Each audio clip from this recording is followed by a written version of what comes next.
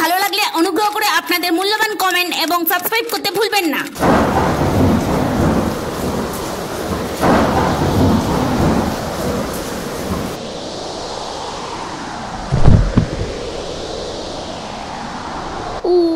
বাবারে বাবা, কি জোর লাগলো।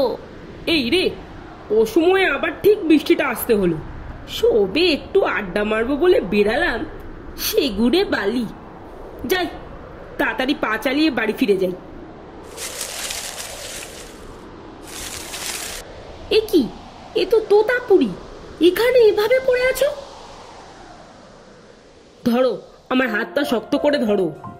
ইস, পড়ে গিয়ে কি অবস্থা হয়েছে তোমার। সত্যি, আপনি না থাকলে কি যে হতো। সবই বোটার কানেকশন। না হলে এত রাতে কি যে হতো আমার। তা আপনি থাকেন কোথায়? এই তো আপনাদের বাগান ছেড়ে বাঁদিক থেকে ডান দিকে ঘুরলেই ঢালিপাড়া, ওখানেই যে বড় আম বাগান আছে, ওখানেই আমার বাড়ি। আচ্ছা আচ্ছা, by the way, thank you mister আম। আরে আবার মিস্টার ফিস্টার বলে লজ্জা দেবেন না, আমাকে শুধু হিমসাগর বলে ডাকলেই হবে। তো তাহলে আমাকেও তোতাপুরি বলে ডাকতে হবে। তাহলে আমারও একটা কথা আছে। হ্যাঁ বলুন না। আমরা কি আপনি থেকে তুমি হতে পারি না? লা লা লা লা লা লা লা লা লা লা লা লা লা লা লা লা লা। ও বাবা, এ কি দেখছি? আম বাগানের মধ্যে ঝড় বৃষ্টির রাতে তো লীলা কীর্তন চলছে।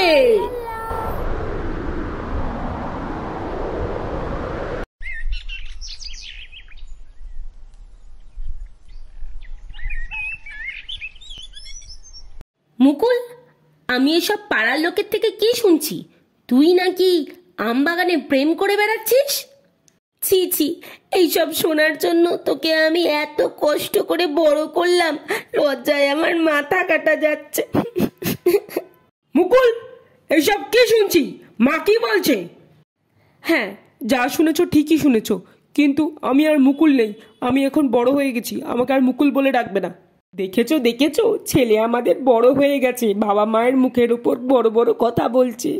কান খুলে শুনে রাখো, তোমার মা আর আমি যাকে পছন্দ করব সেই মেয়েকেই তোমাকে বিয়ে করতে হবে। ওইসব প্রেম টেম আমার বাড়িতে চলবে না। তাহলে আমিও বলে রাখলাম, আমি তোতাপুরি ছাড়া আর কাউকে বিয়ে করব না।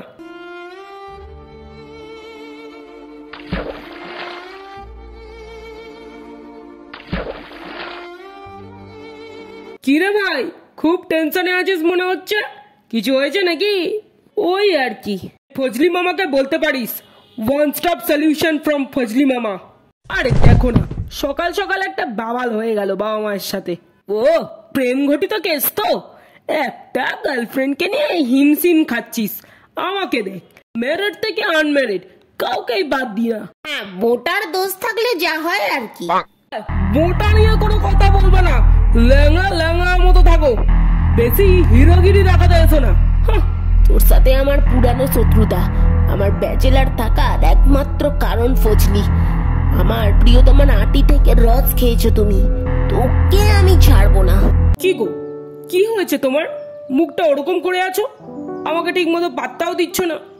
দেখো, তোমার আর আমার মধ্যে কোনো মিল নেই, আর তার থেকেও বড় কথা, তোমার মা বাবা আমাকে একদম পছন্দই করে না। আরে শোনা, ওসব আমি ম্যানেজ করে নেবো, তুমি চাপ নিও না। না না, এভাবে হয় না। তার উপর তুমি এখন বেকার। আমাকে একজন কালকেই প্রপোজ করেছে, ভালো মাইনের চাকরি, ভালো বাড়ি, আর কি চাই? তুমি আমাকে ভুলে যাও।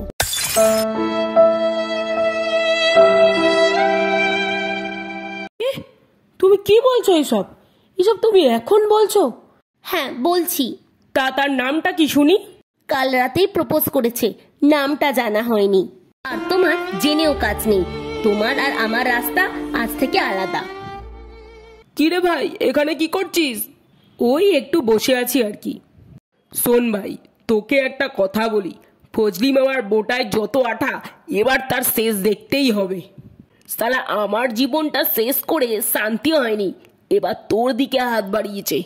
মানে মানে কাল রাতে ফজলি মদ খেয়ে টাল হয়ে বাড়ি ফিরছে, ওই সময় পর আমার হাতে ওর ফোনটা পকেট থেকে পড়ে যায়। আমার প্রথমে একটু সন্দেহ হয়েছিল ফজলি মামার চরিত্র মোটেই ভালো না। আমি ফোনটা ঘেটে এইসব দেখতে পেলাম। দেখ ভাই দেখ, চ্যাটগুলো দেখ। এটা তোর গার্লফ্রেন্ড না? হ্যাঁ হ্যাঁ তো। চল, এটাই সুযোগ। এই এবারের মতো আমাকে ছেড়ে দাও, আমাকে ক্ষমা করে দাও এবারের মতো। কচি আম দেখলেই তোমার বোটা জেগে ওঠে, তাই না? সত্যি বলছি, আর করবো না, এবারের মতো ক্ষমা করে দাও। ক্ষমা তোমাকে? না থাকবে বোটা, না থাকবে তুমি। এই এবারের মতো ছেড়ে দাও। হ্যাঁ ছেড়ে তো দেবই।